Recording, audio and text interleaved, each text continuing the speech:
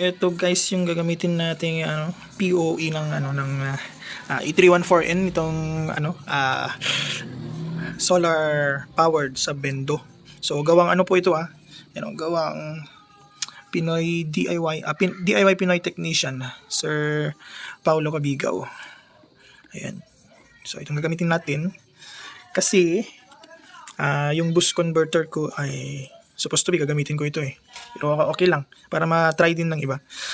Yung boost converter ko kasi is hanggang 36 volts lang ang requirement natin para ma-power yung ETIC Compass is 48 volts. Ito kasi is tatlong power power options niya. Yan 24, 48 tsaka 54. So kanyang i-power yung mga TP-Link at Ubiquiti, mga Compass at I think Wablink is 48 din. And then itong 54 naman yung mga Ruigi. So kaya niyang i-power yung tatlong kahit alin doon na mga brands.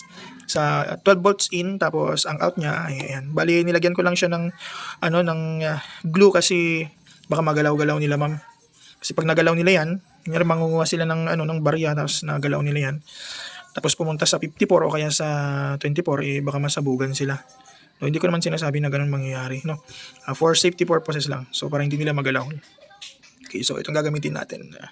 PM niyo po si Sir Albert kung meron pang stock nito. Okay, sa mga gustong mag solar powered or battery powered na mga Vendo.